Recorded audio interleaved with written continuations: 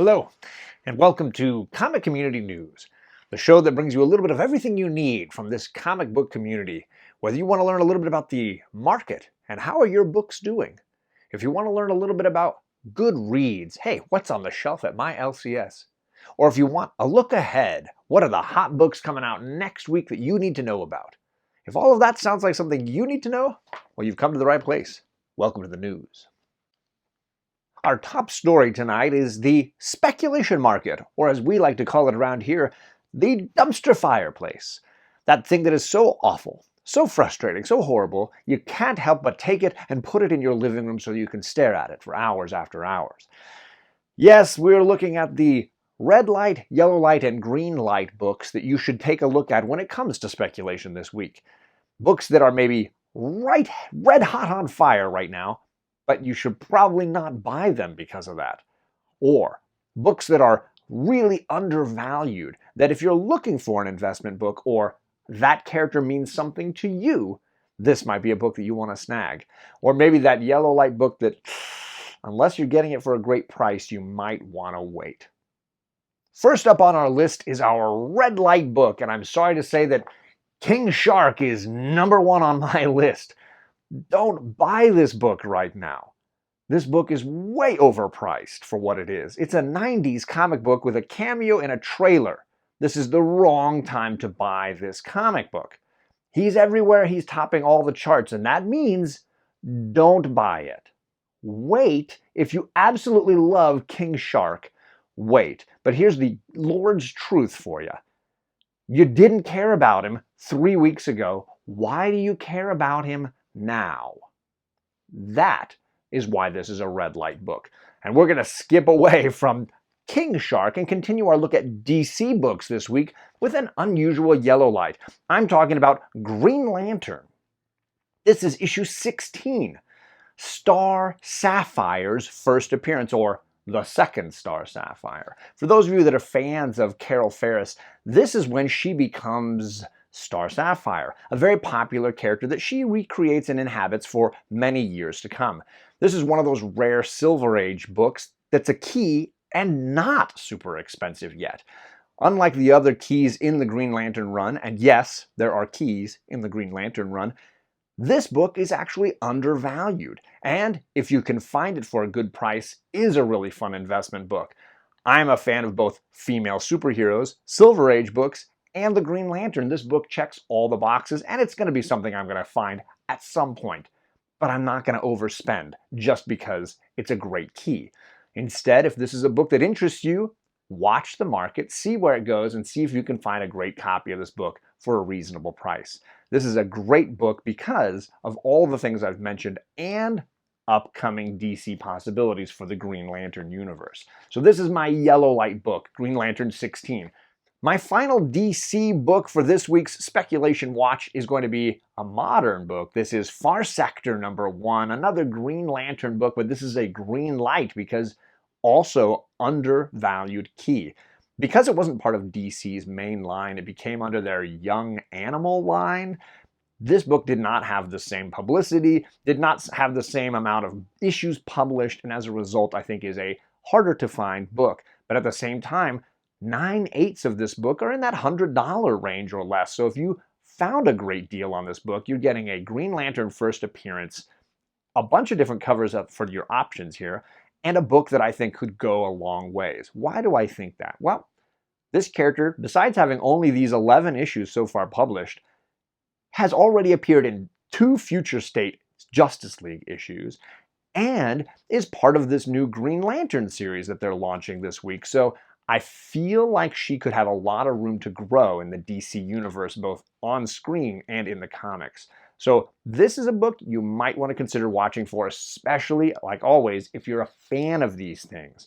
If you've never heard of Joe before right now, Sojourner Truth is probably not for you as a character, and you should just hold off until we talk about Marvel again next week. But that's not it, fans. We also have some fun chat from our roving reporters. That's right. The John's Comics with Kids channel and our comic community news crew spans the globe, and we have found another great community member who is going to participate. And this week, we've got C3 Comics. I put the link to his channel down below, and if you haven't followed C3 Comics, I implore you to take a look at his content because it's worth your time. He decided, after seeing my spec list from last week, to throw another Marvel book into the fray. So C3, tell us what you got. And thanks, John. What's up, everybody? It's your boy C3, and I'm reporting to you live from the Keep It Comics studio. So what we have going on, it appears that with all the hype that Marvel has centered around them announcing their Young Avengers series that's supposed to be coming up, their franchise, they've already put casting in place. So we have Marvel Now .1 spiking real hard right now. So those of you who are interested in getting a copy may want to jump on it as soon as possible. You've got prices out there on eBay, asking prices for buy it nows are like $199. I actually saw a CGC 9.8 out there. The asking price for it was $1,900. I don't know if they'll actually get that amount for it, but it seems like somebody may jump on it. Comics are only worth what we're willing to pay for them. So with all the hype centered around the new Young Avengers movie that's coming, you guys keep your eye on Marvel Now .1. All right? My name is C3. As always, we're going to keep it comics. John, back to you. Man, thank you, C3. That was great information on a really valuable book right now. Kamala Khan heating up in a big, big way. So if you want to find more from C3, if you want to keep it comics, you better check the link down below and enjoy the rest of the content. Hopefully that gave you a little bit of information. Don't run out and spend money that you don't have. Instead, pick books that mean something to you. These books mean something to me, or they're King Shark. Everybody have a great day, and I'll check back with you later. John, back to you. Thank you, John. Much appreciated. Yeah, we're going to go to reviews now. Those books that I've read in the last few weeks that I think you should think about checking out, especially if you're walking into a comic book shop and thinking, hey, what should I be picking up to read? First up, I've got my indie book, and this is Crossover issue 5. I know some people have cooled on Crossover, and they're not enjoying Donny Cates' new Image book as much as I, but I will say I've been slowly enjoying it more and more, and I'm looking forward to seeing what he does in this universe with issue 6, which I hear is going to be an exciting one. I like that we got the sword from the book God Country showing up here, this wonderful hybrid of superhero and Image classic drama comics has really spiraled into something kind of fun that pokes fun and also pays homage to all the best things in comics. So we're blending together a lot of fun stories, a lot of fun characters and tropes, and it's becoming this fun new read. So I'm looking forward to issue 6, and issue 5 should still be on the shelf at your local comic shop. Over at DC, I read Strange Adventures number 9, and Strange Adventures has been one of Tom King's more offbeat or unusual pieces because it's not so much about his usual PTSD, but instead we're looking at Adam Strange and his wife, who are having a lot of secrets that they're hiding from the world. They're trying to protect Earth from an alien invasion that they fought before, but the story they've been telling about their previous battle with these aliens doesn't seem to be holding up. We had Mr. Terrific and Batman diving into that story and trying to find the truth buried underneath. This particular issue held a lot of drama for me because Mr. Terrific and Batman released their investigative report on what they learned. And the Justice League had to make a really strong final stand on how they view Adam Strange's story. It was a real dramatic turn and leaves the last 3 issues really up in the air as far as this invasion of the aliens. So I'm looking forward to how Tom King finishes this storyline. Lastly, I have a book that, truthfully, didn't love. This is X-Men Legends, both issues 1 and 2 that came out in the last month. So for those that don't know, yet again, Marvel cashing in on the 90s and trying to release a comic book that sort of could fit in between some of those big events from the 90s X-Men. The problem for me was I didn't necessarily enjoy this a whole bunch. Fabian Nicieza is the writer from the 90s who came back to do this particular storyline. It was entertaining and the art was fun enough, but I'm really holding out because Walt and Louise Simonson, those amazing 80s and 90s writers and artists, are coming in to do issues 3 and 4. I just wanted to hit the ground running on this, and I'm looking forward to seeing what the Simonsons do. Those of you that don't know, they are an all-time great duo, and I think they could really do something fun with this concept. So I'm looking forward to issue 3. If you want to read the first 2 issues, which I think are a separate storyline, you might be able to find those at your shop without any concern. And I think it was a bit of a fun read, a throwback to 90s romp. So those are my 3 reviews for this week. Now on to something new. John, back to you. Thank you, John. And now we're on to the pull list for next week. For those that don't know, we're looking ahead at the end of each program to see what books are coming out next week and what are going to be the hot picks to pick up at your shop. I got a few DC, a few indies, and a few Marvel books for you. And we're going to start over at DC that have a few mini series that are starting off with issue number 1s. First up, we have Challenge of the Super Sons. I'm a big fan of the Super Sons volumes made by Peter J. Tomasi, and he's back. He's back doing this series as well. It's like a continuation of what he'd done before. I'm very excited for this. It was a great read the first time, and I'm hopeful that this continues really well. So we've got Bruce Wayne's son and Clark Kent's son teaming up to solve dramatic mysteries with a little bit of levity and comedy thrown in. So this is definitely on my watch list. Challenge of the Super Sons, number 1. They also have a Batman one called Batman the Detective. This is another mini-series, this one being done by Tom Taylor. A lot of people really happy with his Nightwing, looking to see what he can do with the big man himself. So this is a set in London story with Batman chasing criminals in England. I'm not sure how I feel about this one, but it did pique my interest with a little Andy Kubert artwork. So Andy Kubert is involved. I am definitely curious to see what's going on. And of course, Tom Taylor. So for those Batman fans, a new number 1 to be checking out. Over at Marvel, it is the week of Chip Zdarsky. Not only do we have a new Daredevil to enjoy, issue 29 dropping, and the cover of the week are these Nakayama variants that sort of twin each other with Elektra on the cover.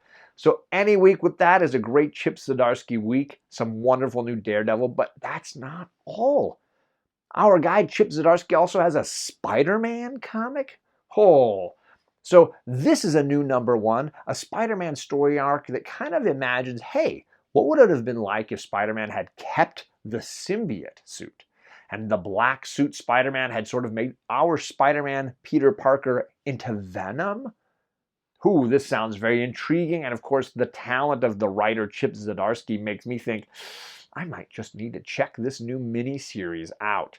So yeah, Marvel, Chip Zdarsky, big week. Now on to some indies. And top of my list, also for those older kids, would be Kanto.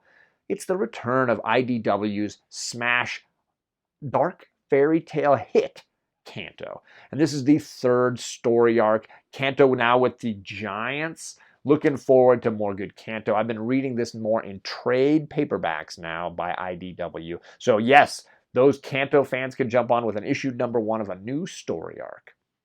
I've also got, of course, Scouts Honor as my pick of the week. I think that what they've been doing over there at Aftershock has been fire lately. And this is probably the best book that they've been doing. I mean, I love We Live. I've been enjoying Shadow Doctor, but man, Scouts Honor is great. And this is issue number 4. I believe we've got a 5-issue story arc, so this is going to wrap next month. Looking forward to seeing how this goes. Powerful concept of a dark future where a female has infiltrated a Boy Scout cult, leading their way into protecting a new future for America. So yes, very excited for this. But that's not it. I've also got an issue number 1 from Aftershock for you. This is Phantom on the Scan number 1 from writer Cullen Bunn. We've got a dark story involving people who are visited by an alien and gave them some kind of unusual power. It seems an asteroid of some kind hits Earth, and several people get some sort of telekinesis power, telepathy power.